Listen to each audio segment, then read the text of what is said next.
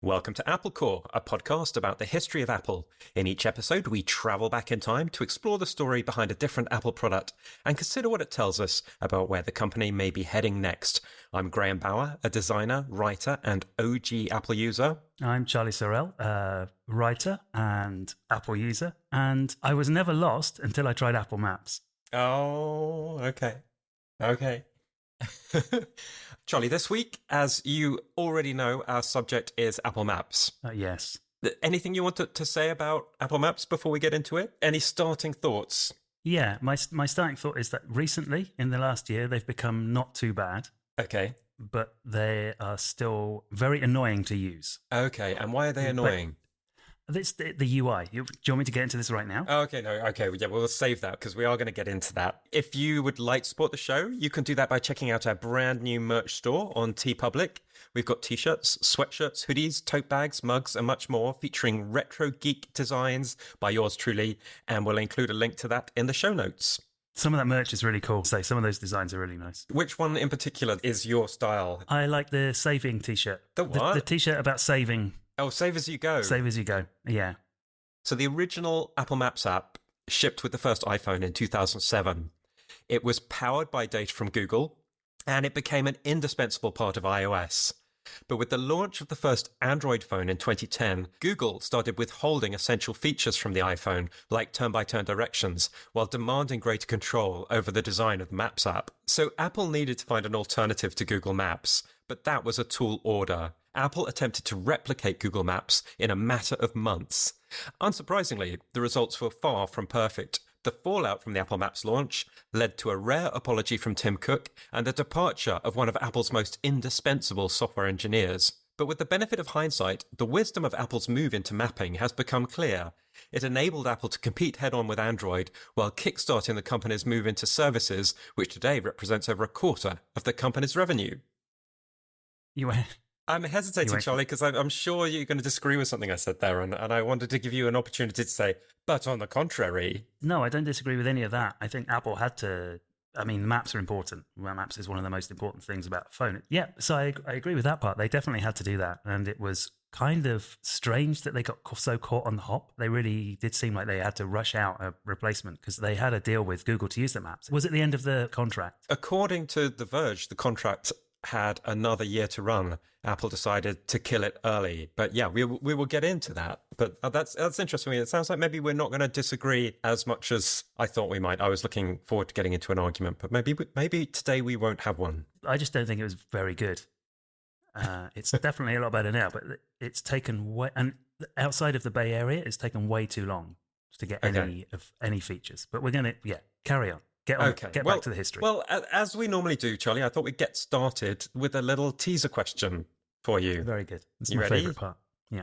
Just one teaser question today. So at the iPhone launch keynote in 2007, what did Eric Schmidt, the CEO of Google, say that a merged Apple and Google should be called? So he jokingly suggested that the two companies should merge. I don't know. The Empire? Apple Goo. That's so bad. It's bad and weird, isn't it? But Eric Schmidt's a weird, creepy guy, in my opinion. So it doesn't really surprise me that he'd say something like that. Oh, God, Apple Goo. It's horrible. It's also like Apple gets the whole of its name and Google just gets Goo and comes second. So I thought this is a strange thing for a CEO to say. Why he said that and why this all matters is something that we will get into as we'll get into the story. But before we do, I just wanted to set the scene a little bit. So the year is 2012. Carly Rae Jepsen wanted us to call her maybe. Goiter was crooning about someone he used to know. And Rihanna had found love with Calvin Harris. Top TV shows included The Big Bang Theory and Elementary. And the Avengers series and the Hunger Games series of movies were just getting started at the box office. Steve Jobs had passed away 1 year prior, so Tim Cook had been in the job for less than 12 months. Apple had won its first intellectual property lawsuit against Samsung over copying the iPhone. And this is the year in which the iPhone 5 launched, and it really was a smash hit. 2012 is also the year that Apple launched iOS 6, and this is the first version to get the new Apple Maps. So Apple has booted out Google Maps and it's introduced its own maps into the map app instead, to some consternation from its user base, as we will get into. So, Charlie, what recollection do you have of the original Maps app? I found that the Google Maps were fine. I don't know. I thought they were good. That's how maps were at the time. I think they were as good as the desktop one, weren't they? Yeah, I think that's fair to say. One thing you said there, a lot of people think that prior to iOS 6, it was Google Maps. It was like Google's app. But that it was Google Maps data in Apple's Maps app. Exactly. Yeah. The Maps app on the iPhone was always created by Apple. But as you say, it was up until iOS 6 using data provided from Google. So the technical term is the map tile data. What you see of the maps is from Google, but the app itself was developed by Apple. And that wasn't so unusual at the time. For example, there was also a YouTube app on the iPhone. Do you remember the weird icon of the original YouTube app on the iPhone? Yeah, it was a really old Bakelite TV. That's right, yeah. With a bubble screen. It was a very strange. The YouTube app was like their TV app, was how they thought of it. So it had a TV on it. And this was actually one of the bones of contention between Google and Apple that would come to a boiling point later, that Apple was using all of Google's services for like videos and maps and stuff, but it wasn't really giving Google much credit or much branding for any of this. So it was all pretty much on Apple's terms. But on the other hand, they were using YouTube's back end with an Apple YouTube app. But it was still YouTube. Everybody knew. They didn't think Apple had YouTube. That's right. It was called YouTube, but it didn't have a YouTube logo on it. For example, there was no branding. A marketeer would want the YouTube logo as the icon. That you wouldn't want a Bakelite TV from the 1920s. The other thing to say about this is it wasn't even new when Apple did this on iPhone, because in fact, the year before, when the original Apple TV had come out, then Apple had done much the same thing, that they put YouTube onto the Apple TV and they created the user interface for YouTube on Apple TV. Because at the time when the iPhone originally came out and when the original Apple TV came out, there was no concept of app stores. So any apps that ran on these things were developed by Apple. So Apple had created this Maps app, and Steve Jobs explained it this way in the launch event of the iPhone in 2007. That Apple would do what it did best, which was building these devices with these beautiful front ends. And then they would get services from the best web companies like Google and Yahoo, haha. And it would take those services and present them on the iPhone app. And this was the business model that he saw of having these partnerships. At this time, he felt so good about the partnership between Apple and Google that he invited Eric Schmidt on stage. And this is when he said the Apple Goo thing. So at this time, the two companies, Apple and Google, seemed to be very complementary. They didn't seem to be competing. They seemed to sit naturally together. I'm going to send you a little Steve Jobs quote to read, Charlie, because you're so good at your impression of Steve Jobs now. I'll just send that to you now. Okay. So this is how Steve Jobs introduced Eric Schmidt at the iPhone launch event. You can't really think about the internet without really thinking about Google. And for Google, what we have working with them is, of course, Google Search. We have that built right into the browser. And of course, Google Maps. We've been working really closely with them to make this happen, and we're thrilled with the results. And it's my pleasure now to introduce Dr. Eric Schmidt, Google CEO. I love the doctor bit. I forgot he was a doctor. Yeah, a doctor of what? I bet he bought that, Dr. Eric. Right, since you got to be Steve Jobs, I'll get to be Dr. Eric Schmidt. What he said was, what I like about this device and the internet architecture is that you can actually merge without merging. Steve says that each company should do the absolute best thing that they can do every time. And I think he's shown that once again today. And internet architectures allow you to take the enormous brain trust that's represented by the Apple development team and combine that with the open protocols and data services that companies like Google put together in a seamless environment for end users. Steve, my congratulations to you. This product is going to be hot. What do you make of that, Charlotte? He was right about that. I think he was right about the iPhone being hot. He was. Where was Android at this time? Well, that's a very good question. They'd actually bought Android 3 years earlier. So they were actively working on Android phones at this time. Mm-hmm. So when Eric Schmidt was lauding the enormous brain trust that Apple brought to the table, he was also working on replicating it. Yeah, it does make sense that different companies doing different things should work together. I mean, there's no point in Apple trying to replicate search when Google search at the time was so good and ubiquitous. I mean, Yeah. it was a waste of time. And same with, YouTube and with maps and things like this. But as soon as Google got into making an operating system and was a direct rival of iOS, then that was not the case anymore. They were in direct competition. There was no way that they could keep relying on each other. I don't know. I don't think it could have lasted. It was always doomed. Apple Goo. Yeah. I mean, yeah, Apple Goo. Apple Goo is a bit like Benefer. But at least Benefer makes a word. Apple Goo just sounds disgusting. Although Benefer does sound kind of like some kind of dessert. Banana, kind of a banana banoffee pie type thing. I like the fact that you actually knew exactly what I meant by Benefer. I don't know if our listeners will know Benefer or not, but we're not going to explain it. No, you can look it up if you don't know it. You either know or you don't. You can look at Brangelina while you're there. Brangelina, yeah. Another good one. That was a thing. That was probably around this time, actually, they were doing this sort of thing. It probably was around this time, yeah. There's some precedent, I think, with Microsoft and Apple, both being obvious rivals, but still working together on some things, like having Microsoft Office. But then, bit by bit, Apple's did its own browser, it did Pages, and, did its own Office suite. The Silicon Valley jargon for this is co-opetition. I hate that. Co-opetition. It's fun to say, though. It is. That's why I felt compelled to say it. Yeah. So actually, I have a section of my notes on this very topic, and I wrote in the corner, Apple Goo turns sour, which I was rather pleased with. That could be a T-shirt. You should definitely make that into a T-shirt.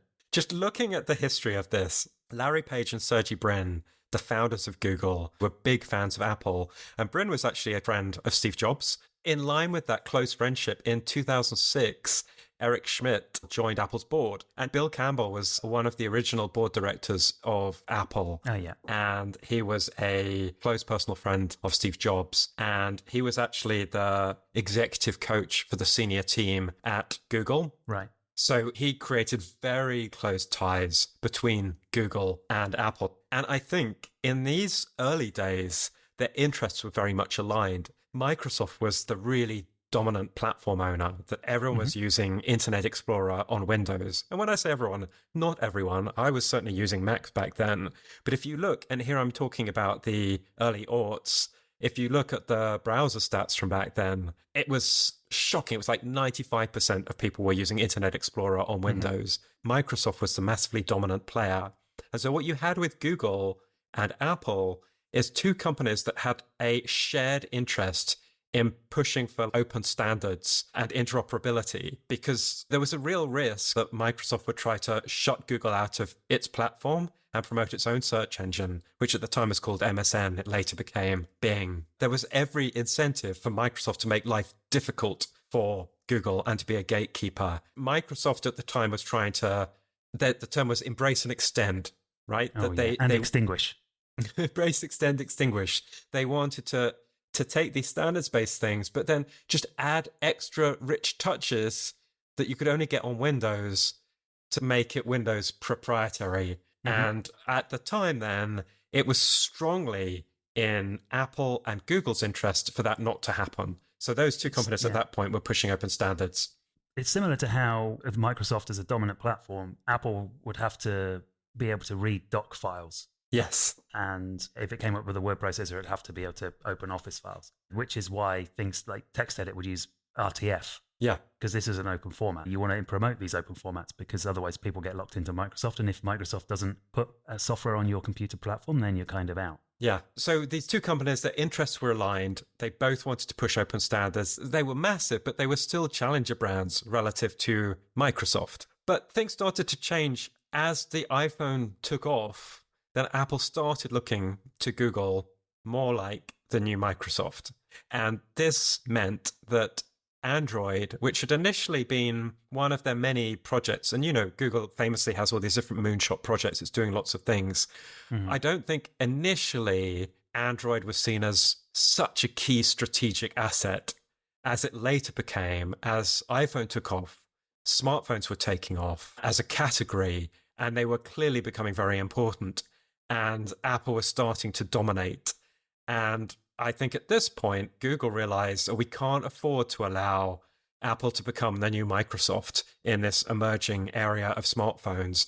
And thank goodness we have Android. We really need to invest in this. We need to push this. We need to push a platform we can deliver our services on. And this enraged Steve Jobs.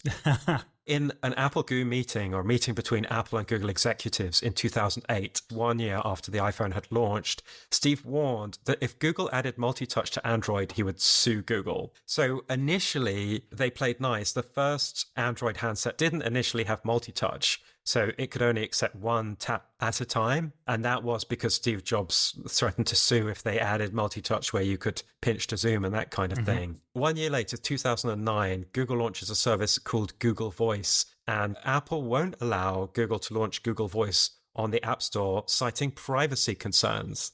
It enraged Google. It wasn't just about Google Voice. It was about Google being able to bring its services to the end user. And if Apple was going to control a big chunk of the market and was going to start blocking Google's services, then that was going to be an issue for Google. So that same year, Eric Schmidt stepped down from Apple's board. And another bone of contention where Google was getting very frustrated with Apple was that they wanted more branding in the app. As I said, you could use the original Maps app and at the time not really know that it came from Google. There was a very small, faint Google logo in the bottom left-hand corner sometimes, but you scroll away and it would disappear. Also, Google was making all these innovations, as it saw it, in the product, which Apple didn't want.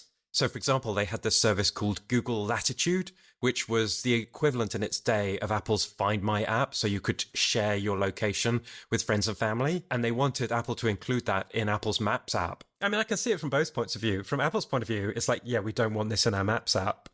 But then from Google's perspective, it's like, well, hold on, it's our Maps app, not your Maps app. It's a tug of love between Apple and Google. They both think that they own this app. The reality, as tough as this is for Google, is the app belonged to Apple, not to Google. And so Apple always got its own way. For all of these reasons, Google is doubling, tripling, quadrupling down on its Android strategy. Phones by HTC and Samsung started to look increasingly like the iPhone. Apple sued in 2010. And at the time, Steve Jobs said this. I'm going to send it to you, Charlie. We can sit by and watch competitors steal our patented inventions, or we can do something about it. We've decided to do something about it. Yeah. I'm imagining her speaking like Clint Eastwood when he says that. Yeah. We did not enter the search business. They entered the phone business. Make no mistake, Google wants to kill the iPhone. We won't let them. This is fighting talk from Steve Jobs. On the subject of fighting talks, the New York Times ran a story about this beef between Google and Apple, and they quoted what they described as unnamed Silicon Valley source saying, "It's World War III. Amazing animosity is motivating two of the most powerful people in the industry. This is emotional. This is the biggest ego battle in history. It's incendiary."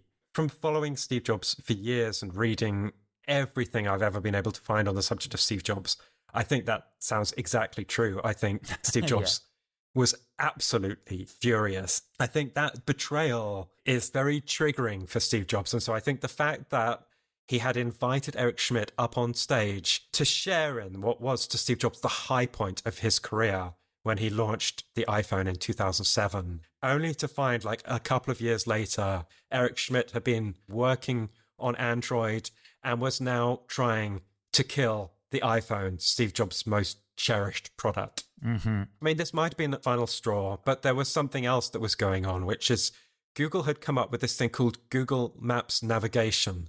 Now, initially, this was a separate app, although it was later integrated into the Google Maps app on Android, but not on iPhone.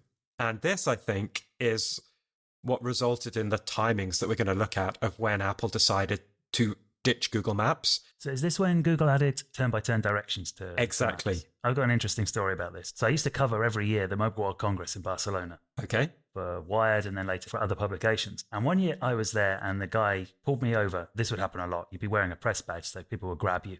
So anyway, the guy dragged me over and he was showing me his mobile maps and they have turn-by-turn directions and this was a stick and get directions on it and it's amazing and no one else has ever done it. So I said to him, you know that Google's just added this to their maps. Now on mobile, you can also do turn-by-turn directions. And the look on his face was, he was absolutely crestfallen because he's hawking this. They paid for this space at the Mobile World Congress. I don't, God knows how many thousands it cost them. He's hawking this thing and he didn't even know that Google had. And you love breaking this news to him, didn't you? I didn't. No, I was. I'm. I can believe it. I thought you should really know the space that you're working in. If I know it, you should know it. I just imagining the crestfallen expression on his face and like his take one leaflets just drooping in his hand as you darted away, chuckling. He didn't look very happy. I guess he just saw the future of his business disappear. Exactly as you said, then this product, Google Maps Navigation, it launched as a beta in 2009, providing turn-by-turn directions. It was rolled out internationally in 2010. It was free, and that was revolutionary because at the time, to put a context on this, turn-by-turn directions were not a new thing. But what was new is turn-by-turn directions on a smartphone. Mm-hmm. Because before that, do you remember people had sat-navs? Yeah, you'd have a sat-nav in your car from TomTom or Garmin. Yeah, and so they're little kind of navigation computers that I think they maybe had a suction cup or something, so you could kind of stick it on your dashboard. Mm-hmm. And you paid a subscription as well, didn't you? You did, for map updates. Yeah. What was new about Google Maps Navigation was this was free turn-by-turn directions on your smartphone, so you don't need to buy a separate thing. You don't need to buy a sat-nav. You don't need to subscribe to something else. Now, iPhone did actually have sat-nav apps on the App Store, but they were really expensive. So if you bought the TomTom app for iPhone, that cost $100. And there were further in-app purchases for other maps. And the closest competitor to TomTom was an app called Navigon that was $70. So Google providing this for free in all Android handsets was a very significant value add. That alone, I think, could have killed iPhone. If when you come to buying a new smartphone, you could buy an iPhone and then have to spend an extra $100 on the SatNav app or buy an Android phone and it all comes built in, then most people are going to choose the Android option. Mm-hmm. So Apple had to solve this. And so what's going on here is Apple owned the Maps app, but was curating what they wanted on it and what they didn't want on it. Google wanted to put its crapware in the Maps app, like Latitude. Apple wanted Google to put its good stuff in there, like turn-by-turn directions. Mm-hmm. And I think this was like, well, if we can't have the extra branding we want, and if we can't put our own crapware in there, then why should we give you the good stuff? Mm-hmm. And so I think there was a sort of worked rule here that Apple had a contract with Google to provide the tile data for the maps and nothing else. And so I think there was a sort of quid pro quo attitude from Google of, like, come on, Apple, work with us. You want turn-by-turn directions, fine. But then what's in it for us? We want Latitude. Mm-hmm. Why won't you let us have the Google Voice app on the App Store? I think from Google's perspective, Apple was being difficult. And so they were going to be difficult in response. Yeah. One of the things that I think Apple was absolutely correct about was that turn-by-turn directions would be key. Mm-hmm. The Maps app had become massively important. And today, I think turn-by-turn directions is probably a feature that almost every smartphone user uses once in a while. Yeah, I mean, especially if you have a car. I mean, even without a car. I use turn-by-turn when I'm riding the bike. I stick one AirPod in transparent mode. And even walking turn-by-turn directions, it's very handy if you don't know where you are. And you maybe use the watch, so you can just glance at the, tells you to turn left or turn right. Yeah, it's an essential. It blows my mind now that I could just put the destination in and then just not think about it. I'll just do what CarPlay tells me and I arrive there. And it's magical. Yeah. Apple was absolutely right that this was a key feature. And it was intolerable for Android to have this feature and Apple to not have this feature. And if that's what Google was going to do, then I think it's unquestionable that Apple had to do something about it. They had to break their dependency on Google and introduce their own turn-by-turn directions. And that is exactly what they did in 2012 with the launch of iOS 6. And the way that they described it in their press release was like this. I'm going to send it to you, Charlie, now. I'm looking forward to this part of the discussion, because this was a real... This is where it all goes haywire. Yeah. iOS 6 includes an all-new Maps app with vector-based map elements that make graphics and text smooth, and panning, tilting, and zooming incredibly fluid. New turn-by-turn navigation guides you to your destination with spoken directions, and the amazing flyover feature has photorealistic interactive 3D views. Real-time traffic information keeps you updated on how long it will take to get to your destination, and offers alternate time-saving routes if traffic conditions change significantly. Additionally, local search includes information for over 100 million businesses, with info cards that offer Yelp ratings, reviews, available deals, and photos.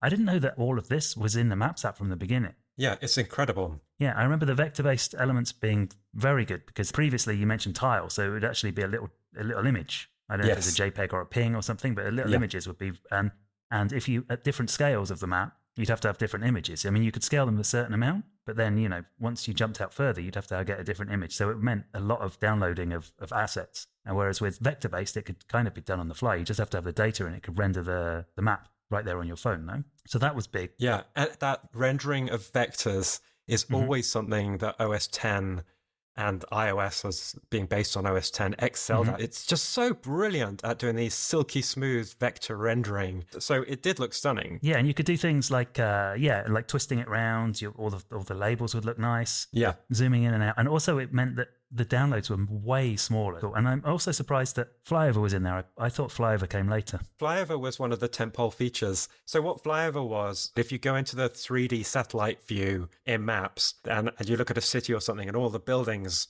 are like 3D as you scroll over them. Google has that feature now as well, but it didn't at the time. So that was a first for Apple Maps in iOS 6. I believe that the reason that they included Flyover was because they didn't have Street View. They wanted to distract us from that. Well, I think it's like, well, we don't have this, but we have that. Yeah, but Street View's useful, and Flyover was a nice demonstration feature, but it wasn't anything you'd actually use. That's true. But of course, the issue was Street View, we take it for granted today. But when Google did it, it was a mind-boggling undertaking. They drove cars around 5 million miles of roads to create these images so that you can see what the street looks like at street level. And Apple wasn't able to get that into its first release of Apple Maps. So I think they put Flyover in there instead. As you say, it makes for a good demo, and it gives them something else they can point at. Interestingly, they acquired the technology of Flyover from a company called C3 Technologies. And do you know who owned C3 Technologies and what it was? No, I was going to make an R2D2 C3PO joke, but no, I don't know. I don't know who did that. It was the Swedish car and defense company Saab that owned C3. And amazingly, the C3 technology was originally developed as a missile targeting system. Now, isn't that delightful? Great. Military technology. But the thing, Charlie, that you reacted to in that press release that really struck me as well is for a 1.0 release, which is effectively what this is, it's mind-boggling how much stuff Apple had in there. We talked for a while about the vector maps instead of the bitmap tile maps. That in itself is a big leap forward. Yeah. Then they had turn-by-turn directions. That's massive in itself. But in addition to that, they had the real-time traffic information with rerouting. They had local searches. They had integrated Yelp. They had really tried, and for the most part succeeded, in replicating everything in Google Maps. The only thing that they didn't have was Street View, which came later with Look Around. Look Around, thank you. Yeah, yes. That was in iOS 13 in 2019, so quite a long time later. It took them a very long time because it was such a massive undertaking. It's also a lot better than Street View. The coverage, that's one of my complaints, is the coverage of Look Around is still nowhere near the coverage of Street View. I mean, Street View has people climbing mountains with rigs on their backs, or walking bike. They have bikes that navigate bike paths and things like this. So Street View is Look Around is much better because it's 3D. Well, it's 3D and the animation is way smoother. The transitions are incredible. Yeah. That's kind of fancy looking, but it actually makes it a lot easier to use, and because you can get disoriented sometimes with the jerkiness of Street View. This isn't a 1.0 release in the sense that Apple has been developing this Maps app for a while, but it's been using tiles from Google. But in another sense, it is a completely new app because it's based on a completely new technology that Apple has developed from scratch. Now, they're trying to match all the features of Google Maps, but Google has been in this game for almost 10 years, and they actually bought the original Maps platform from another company. So this is a very mature technology that Google has, and Apple is trying to recreate a decade's worth of development in a matter of months. And if you look at it from that respect, I think what they achieved in such a short space of time is remarkable. Whether or not it was good enough to ship is another question. Yeah, the app was amazing. It was really nice to use. I remember that. But yeah, like you say, they didn't have the data. It wasn't good enough, as we're going to find out. And well, that wasn't good enough. And also their processing of the data. You mentioned it had turn-by-turn directions, but that turned out to be quite amusing. Now Siri is the thing that everyone laughs at Apple, and rightly so. But back then it was Apple Maps. Apple Maps was the butt of many, many jokes. Yeah, for example, Gizmodo was running a lot of stories on how much it sucked. And I'm going to send you the quote. This quote comes from an article titled, Apple's new 3D maps are an apocalyptic horror show. So that gives you the kind of understated way that Gizmodo used to cover Apple at the time. I loved Gizmodo. Okay, the move from Google Maps to Apple's homespun cartography in iOS 6 has been a sticking point for people, largely because it's the turd in a very ornate punch bowl. And while Apple's fancy 3D maps were supposed to tide us over until the rest of maps got better, they seem to be having their own problems. It's not often Apple products get referred to as turds, even on Gizmodo. So that really struck me as exemplifying just how negatively people felt about this new Maps app. So the problem was people claimed to be getting lost, like the directions were wrong, or there would be something missing. There would be a business missing, or the Statue of Liberty was missing from Liberty Island in New York. And the turn-by-turn directions often led you to the wrong place. Or they would lead you in a ridiculously roundabout fashion. Two things. One, you might ask it to take you to the nearest branch of whatever shop and there's one in your town.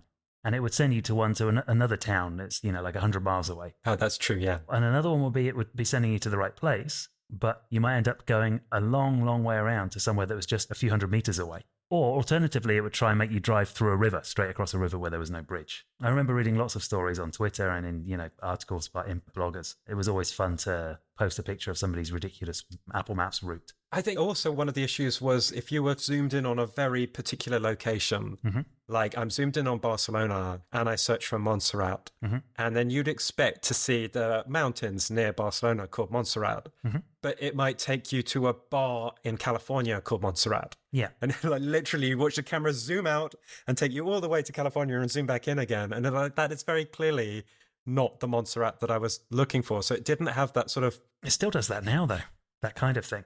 I think Google remains the king of search. And so the search functionality, I think, in Google Maps is vastly superior even today to the search functionality in Apple Maps.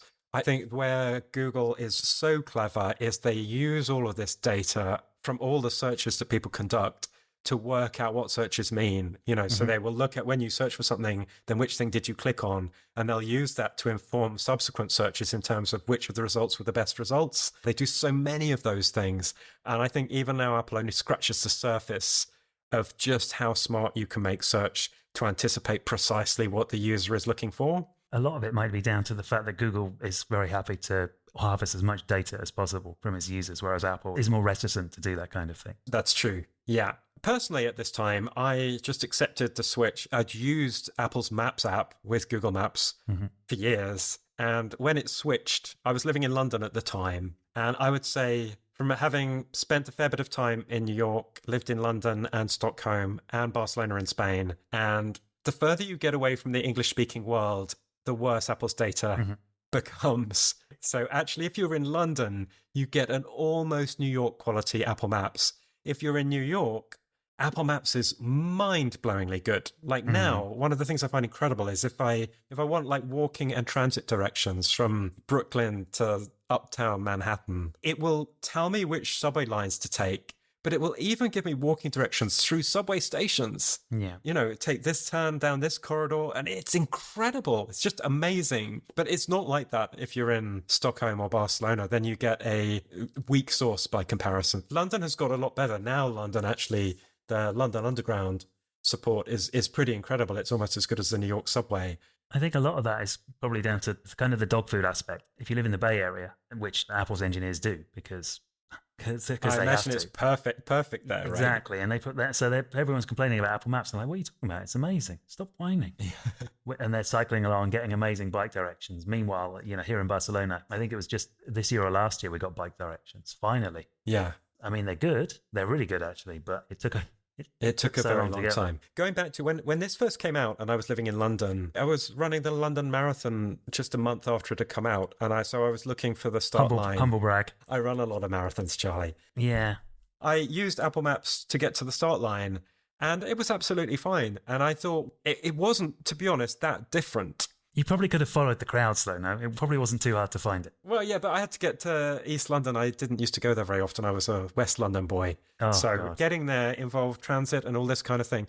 And it worked absolutely fine. I think there was an element to which this was overblown. The media had a field day on this because for some reason, always been the way with Apple coverage. People love it if Apple screws up. It's a massive story. What was true was that in some respects, this iOS 6 version of Maps was slightly worse than the previous version. And I think people that don't understand technology have this presupposition that things always get better.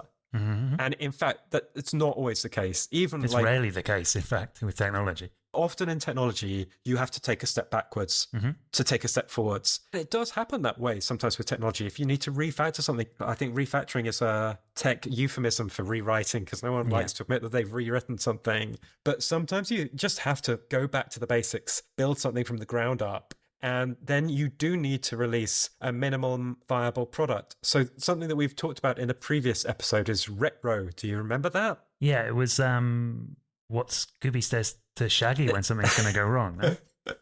It was release early, release often. Oh, that was it. So the principle here of agile software development is you can't wait until a software product is absolutely perfect because you'll never release it. Because whilst you're developing this product, the market is continuing to move forwards. So you've got a moving goalpost, so to speak, that then you wait another year and then we'll have it perfect. And by the time you've waited, then what you need to ship has changed and you've missed a year's learnings from users in terms of what's important and what they want. Yeah. So there comes a point at which you just have to ship it. And that is what Apple did with Apple Maps. And it's a pattern that we've seen on more than one occasion with Tim Cook. Yeah, most recently the Vision Pro, no? Exactly. Apple Watch and Vision Pro would be examples of this Tim Cook approach of get it out early, get the learnings, and then get it right. And that is what they did with Apple Maps as well. And I think this is what Apple had to do. It was painful, but if you accept the premise that turn-by-turn directions have become a key feature of smartphones and they could not be held hostage by Google to have access to that feature, then they had to do it themselves. Then if you come back to the retro, release early, release often, agile methodology, you have to ship as soon as you can. And I think you put all of those things together, and as painful as this episode was in Apple's history, I'm not sure Apple had any option but to do it exactly the way that they did. And I think that the effort they made in getting so much into the 1.0 release was nothing short of heroic. I agree. I think everything you say is right. I mean, there really was no choice. The choice was to not have maps otherwise. I mean, even if they'd have bought something amazingly finished, it would still have been behind Google. And the problem that Apple had is that, like you say, the amount of work that Google did to build their maps bit by bit by bit, because really there was no competition. That was what was happening on the mobile phone. Over a decade. Yeah. Apple came to that, and one, they had to play catch up, but two, that's not the kind of thing they're good at. This kind of huge deployments of teams of people going out and doing stuff. The scale of having to send out all of these cars and this and that, I don't know, that's not particularly an Apple skill. So they had to learn to do that as well. I think that's right. Maps is a mind-boggling undertaking. You're talking about 5 million miles of roads that you need to photograph for Street View or look around, as Apple calls it. It's not the kind of thing that Apple would have ever had the scale or the budget to do. Not until it's really just now, as we're getting to 2012, around this time, that Apple actually has the kind of money where they could do this sort of thing. In 2007, when Steve Jobs was launching the iPhone and was pitching it as we do the beautiful user interface and hardware layer, and then we get the services from the experts, that was because I really don't think he could have at that time envisaged that Apple would be a company that would have the resources and the budget to actually produce that kind of data themselves. To look at it from another direction, if you imagine back then, before Android had really got going, imagine that Google decided that it needed to have a phone and it wanted to make one to the same scale as the iPhone and just do it within a year, and not just come up with an operating system, but manufacture the phone and make it at the level that it needed to be in order to sell. Imagine that the kind of effort that what I'm saying is that it was very much outside of Google's skills. And this is just, I'm just saying that to illustrate how far this kind of maps thing was outside of what Apple usually did. Yeah. So it really kind of, just to put perspective on the, like, what kind of task it was really, how difficult that probably was to do. That's true. And it's an interesting point that you made earlier that obviously there was another option that Apple could have bought, a Maps app. But Apple just institutionally likes to buy small bits. Like it bought the 3D Maps technology from Saab. So it bought little components, but it likes to build things in-house itself. Just to say, to be clear, Apple didn't have to come up with all of its maps. It was using OpenStreetMap. It used OpenStreetMaps, which is open source maps. It also licensed map data from TomTom and a few other map providers as well. And it overlaid all of that. That was one of the issues with the visual glitches, that you would sometimes see satellite photography from multiple providers overlaid in this weird patchwork. Yeah, or even like different greens as well. As you moved away from, they'd have a section that was very well covered, and then you move away from that and it's like lower resolution and it looks different. It looks like it's... That's right. Yeah. Eric Schmidt put the boot in. Google CEO at the time, Eric Schmidt, said, "In my opinion, it would have been better to retain our maps. It's their decision. I'll let them describe it." I like that because it's putting the boot in without putting the boot in. It's saying a lot by not saying very much. The final chunk to talk about is the impact that this had. So one of the really remarkable things that happened is that Tim Cook apologized. This is remarkable because there are very few times that an Apple CEO has ever apologized for anything. Yeah, Steve Jobs would never apologize for anything. I'm going to ask you to read this apology, all right, Charlie, and then let's discuss that because that's exactly my thought. I just don't think Steve would have signed off on this. Here we go. I'm going to send it to you now. I can't do the accent, I'm afraid. You can't do a beautiful Southern American accent? I mean, I like the accent, but I can't do it. Okay, right. Here we go. I'll send it to you now. At Apple, we strive to make world-class products that deliver the best experience possible to our customers. With the launch of our new Maps app last week, we fell short on this commitment. We are extremely sorry for the frustration this has caused our customers, and we're doing everything we can to make Maps better. We know that you expect that from us, and we will keep working non-stop until Maps lives up to the same incredibly high standard. Well, I'd say they're still working. And he went on to suggest other third-party Maps apps that iPhone users could use instead of Apple Maps. I don't think Tim Cook would say this now. I think he's got much more of a hard ass now.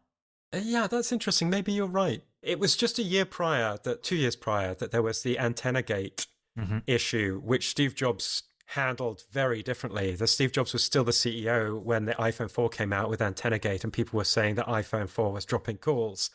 And basically, Steve Jobs said, no, it isn't. I mean, he said... You're holding it wrong. Yeah, exactly. He said, you're holding it wrong. Acknowledging some issues, but saying that those issues were incredibly minor and had been massively exaggerated, and really sticking up for his product and sticking up for his engineers. And it passed.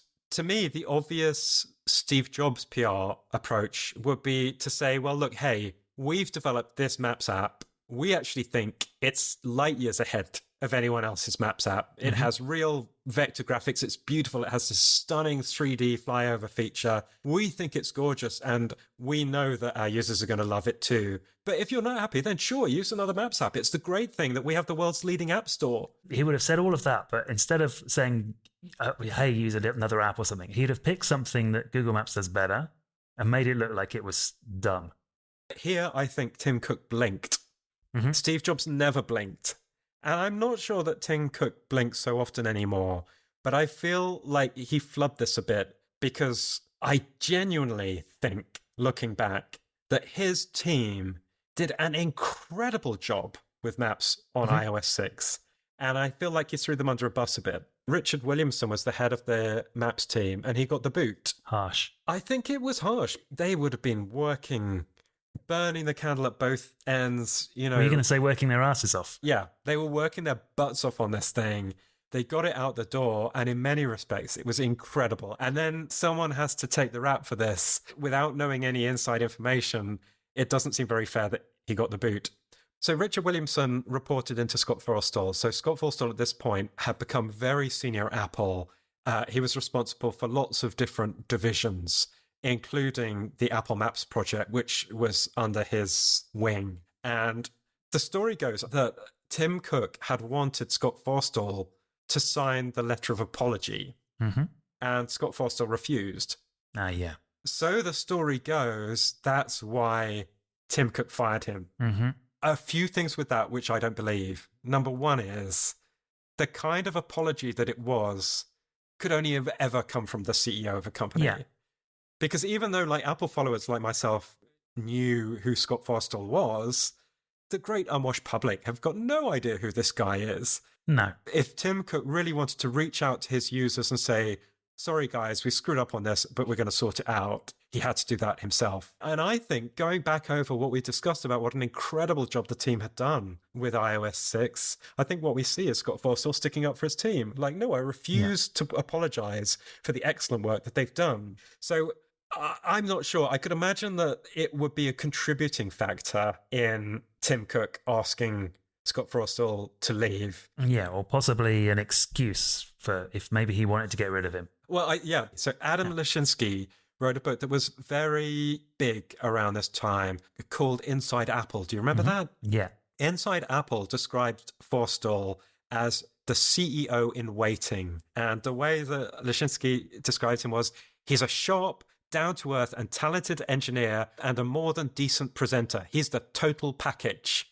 But there was a counter to that, which was, he wears his ambition in plainer view than the typical Apple executive. He blatantly accumulated influence in recent years, including, it is whispered, when Jobs was on medical leave.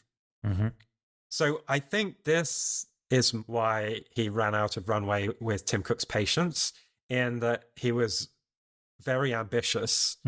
He was a genius and he knew it. And he never hesitated to express his point of view, which meant that he was bumping heads with other executives at Apple, like Johnny Ive. What do you think would have happened if Forstall had become the CEO of Apple? It would be quite different, no? It would be very different. I think it's hard to say. It was Scott Forstall that pitched that the iPhone should actually run a version of macOS 10. I'd say Scott Forstall was one of the geniuses that made the iPhone we know today possible. Scott Forstall also was the head of the Aqua user interface for macOS 10. This guy was a software genius. And something else, if you listen to the episode that we did on Next a couple of episodes ago, one of the things I talked about at the time was that Steve Jobs learned to be a better person in his wilderness years at Next. Or more specifically, Steve Jobs learned to be a better manager of people. He learned how to identify, recruit, and retain talent. The people that Steve Jobs assembled around himself at this time stuck with him for the rest of their careers. Well, Scott Forstall was Steve Jobs' golden boy. There was this really great story that Scott Forstall tells about how Steve Jobs recruited him at Next. And I'm going to send you a quote here. So this is a quote from Scott Forstall, but he tells some of the things that Steve Jobs said to him in the interview. And I'm sending it to you now. Okay, I've got it. He just started peppering me with question after question after question. And after about 15 minutes, we really clicked on design, philosophy, and a bunch of other things. He stopped, he looked at me, and he said, I know you have to interview for the rest of the day, and I don't care what anyone says. At the end of the day, I'm giving you an offer. But please, pretend you're interested in everyone's questions throughout the rest of the day. Then he looked up at me and said, I'm sure you're going to accept this offer. So this was his way to convince me. This is a meet cute. This was like a whole day of interviews that he'd been invited to at Next, and basically Steve Jobs had like flounced in on his first interview, interrupted the interviewer, and then taken over the interview and basically given him the job in 15 minutes, but said, play along with everyone else, but you got the job. You got the job, kid. Yeah, that started a professional relationship that was one of the most productive in the history of technology when you look at everything that Scott Forstall achieved. I mean, I don't think it's an exaggeration to say that we wouldn't have macOS 10 and we certainly wouldn't have the iPhone running iOS if it wasn't for Scott Forstall. I think Apple would be in a better position now if it still had Scott Forstall, but I'm not sure that Scott Forstall was CEO material at that time. No, you're right. I think you're right. Not to say that at some point he might have been CEO material, but I do think that Steve Jobs benefited massively from his wilderness years.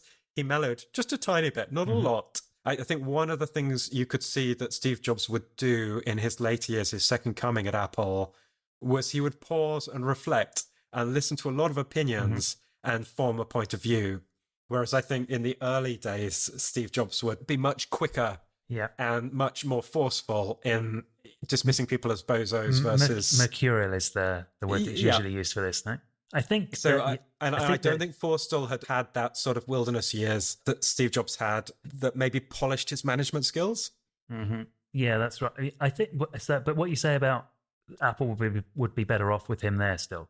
I think that's definitely right. It would be a good opposing force to Tim Cook's services and money at all costs. I think Forstall would have definitely been on the side of pleasing the users. That's not really the case anymore, and it's definitely not about pleasing the developers. I think Forstall would have. I think, for instance, the Vision Pro might have been quite different with him. Yes. It would have been a more realized device rather than just kind of a whatever it is. I don't know what it would have been, but I agree with you that I'd be really interested to see what Scott Forstall's influence would have done. Tim Cook likes everything to be copacetic. Is that the right word? He likes it to be like the get along gang. He wants executives to work in a collegiate, collaborative way. It's definitely the right word to use if you're on a date and you don't actually want to get laid. So Tim Cook likes to keep things copacetic. So personalities like Scott Forstall and Johnny Ive work against that because they're going to really fight for what they think is right. And they're going to push, and they are going to have battles. And under the Steve Jobs era at Apple, I think when you had these brilliant but very opinionated people battling, what would happen is Steve Jobs would listen to everyone's point of view, and then he would say how it was going to be. I imagine him giving a thumbs up or a thumbs down. Yeah, I think so. But I think these people around Steve Jobs trusted and respected him so much that then they would just accept it. If that's what Steve Jobs said, then they would accept it. And once Steve Jobs was out of the picture, I think reading between the lines, Tim Cook struggled to manage these big personalities and get them to work together, and he lost them. And I think you need these big personalities with big ideas to make a big company like Apple. It's become a bit bland, no? It's a bit more bland, yeah. It just feels very sterile and not like the Forstall era at all, which was always unexpected and fun and provocative. I guess in a way it was kind of like Mad Men under Don Draper, and they were all kind of, there was a lot of this and that going on, and then it all got kind of a little bit bland and corporate. Yeah. Did you know that Johnny Ive, I heard this recently, that he actually left Apple because he had to go into hiding because he discovered that the button industry, sick of not having anything to make anymore, took out a contract on him. You know that? I hadn't heard that, Charlie. Yeah. That's very interesting. The button industry, you say? Yeah. Big button. Big button. So Scott Forstall wasn't technically fired. I think he moved on and they kept him for 6 months as a special advisor to Tim Cook before he left. And I assumed that he would go on to other big things in the technology industry. Oh, sorry to interrupt. I'm just imagining him stop. This would have been the best exit. He refused to sign the thing. He storms out, goes out, and then like a beat later comes back in with his phone in his hand with the Apple Maps on it. He's like, damn it. I got lost. Wrong door.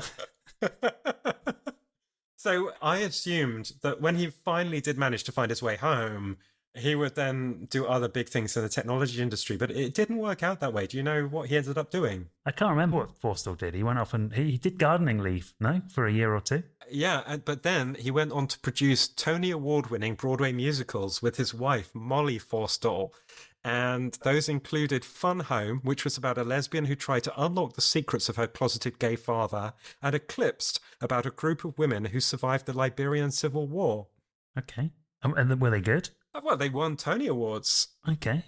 That's funny. If you're making Broadway musicals, then isn't a Tony Award a sign of success, I would say. So yeah. I think he became a Broadway impresario with his wife, and I love that for him. Yeah, I think it's great, and it's way better than buying a football team. Well, yeah, the guy must be insanely loaded, and I love that he just decided to produce Broadway musicals with his wife. I think to me it just adds to the legend that is Scott Forstall. So anyway, the departure of Scott Forstall is really the last part of this chapter. So looking at this story then, what have we learned? If you look at the entirety of Apple Maps and the Apple Goo relationship, we had the souring of the Apple Goo as Apple switched from being allies against Microsoft to being competitors. And then the departure of such important talent that came from this snafu, and Tim Cook apologizing and sort of throwing his team under a bus. What do you make of it all, and what does it tell us about the future of Apple? Well, we've already discussed, I think, the Tim Apple part where he apologized. Yeah. I think he learned from that. But I think the most obvious thing here is that it shows you how important it is for Apple to own every important part of their of their product, from the operating system and the hardware, but also to the services, especially now services are such a big part of their money making. Isn't it the biggest thing after the iPhone now? Yeah, that's right. Yeah. So, that's Tim Cook's contribution to the company. That's got its own problems. I'm sure we'll talk about that in another episode. And I think it also shows that sometimes Apple is in things for the long haul. Sometimes they kind of give up. The Vision Pro, I'm not sure on that yet. The Touch Bar, they gave up on that almost immediately. Yeah, they did. But with some things, even if it's not going right, they still keep plugging away. Maybe they just didn't have any choice here. They knew that they had to do it. But the surprising thing is, for me, looking back, I was expecting the early Maps app to not be great, but it actually was great. It was just it was the data behind it that was a bit of a problem. And that was only to be expected, really. Yeah. It would be impossible to catch up to Google's lead in such a short time. And they still haven't, because of course Google is still going ahead. But it's more than good enough now. Really, it's one of the most impressive software launches they've done. Yeah. Like in the terms of how accomplished it was as an app and the amount of features that were all there and mature, partly because they've been making a Maps app for years already. But still, it was quite impressive. Charlie, if people have been thrilled by your contributions in this episode and they find it irresistible to reach out to you, to ask questions, to learn from your wisdom, how might they do that?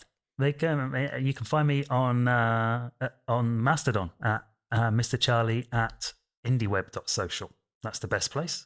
And if you want to answer back to me, then the best place to find me is Blue Sky. I'm at grahambauer.bsky.social. And I want to say a quick thank you to our sound engineer and technology consultant, Martin Algerston. The lovely Martin Algerston. Yeah, making us sound both fabulous and also technologically correct. Don't forget to check out our T Republic store, link in the show notes, if you want to pick up very stylish retro geek attire. And there's great things, there's stickers, fridge magnets. The tote bags are... Yeah, I've got my eye on a tote bag, a t-shirt, stickers, and I'm going to look at mugs.